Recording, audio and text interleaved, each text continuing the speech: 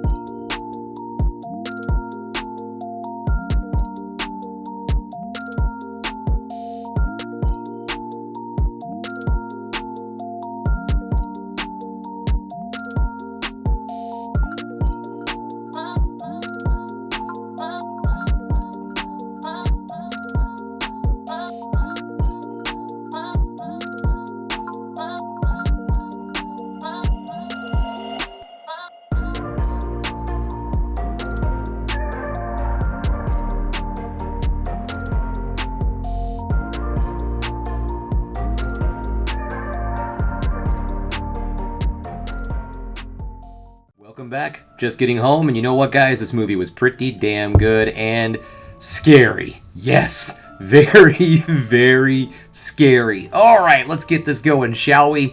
Normally I have negatives or something like that, but I really don't have any negatives in this film. I really enjoyed this movie thoroughly. I have absolutely nothing bad to say about this film. Nothing whatsoever.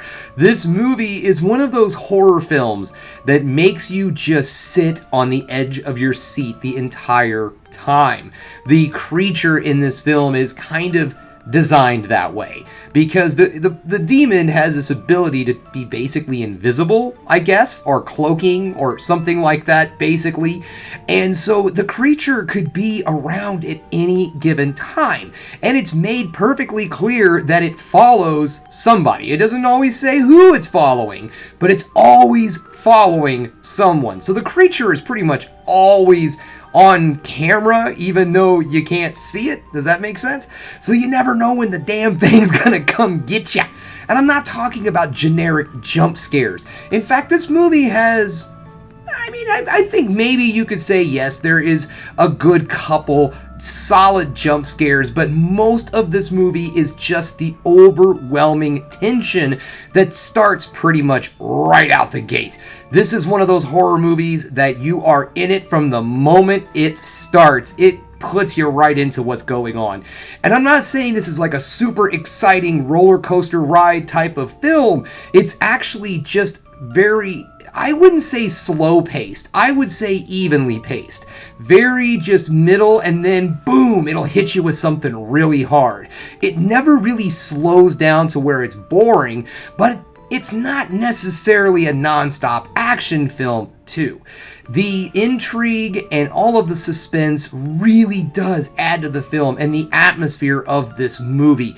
It is phenomenal. The direction is so good. This film is so well made. So many really interesting, cool shots that, again, just like the film itself, just kind of disorientates you. It is just a very solid, well-made film. And First off, one of the best aspects of the film is the acting. Every single person in this movie does an excellent job and does a very good job of just making you feel scared throughout the entire thing.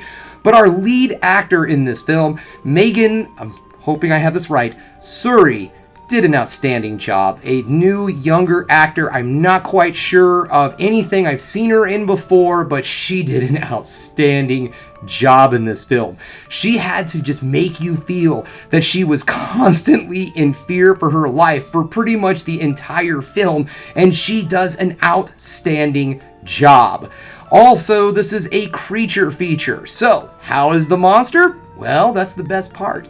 Because of the abilities that this demon has, you don't really see the demon. Now, I'm not saying that there isn't a cool reveal, but most of the time, this is very, where is it? It is always hidden and you don't ever know where the monster is. I love it. I love when a horror movie, especially a creature feature, doesn't reveal the monster right away, or in some cases, ever at all. Now, this film does. You do get a creature reveal, and let me tell you that the creature design is absolutely on point. We aren't getting one of those cricky cracky monsters, you know, the ones that crawl up the ceilings and everything. This is a very well designed, really good looking creature. Also, limited use of CGI in this film, which I did appreciate. The CGI is used to enhance and make the film look better, not take the place of a physical thing on the screen. I'm not 100% sure if the creature was always practical, but there was definitely a practical creature at some point in this film that you do get to see, and it looks really, really good. Guys, this is a solid, not just creature feature, but solid horror film that fills you with a lot more fear than you normally get out of a jump scary, Halloween-y kind of horror film that you normally get around this time of the year. This movie gets into your head a little bit. I mean, come on, a demon that feeds off of negative energy and then doesn't want to kill you right away. It just wants to toy with your emotions until you're just so sad you can't take it anymore. Wow, this was a pretty good monster. Well, guys, that's all I have for you. This is an excellent, solid film. If it is showing in your city, get out there and check it out. This is one that deserves to be seen in the theaters. Because, like I say, there's no better way to see a horror movie than with other people. Because it's never fun to be scared alone, now is it, people? All right, well, thanks again for checking out the Film Geek. If you liked what you saw here today, go ahead and subscribe to the channel, ring that bell for notifications, and give me the old thumbs up so I know you like what you're seeing. And if there's one more thing you can do, folks, that is keep watching movies. You know I'm gonna.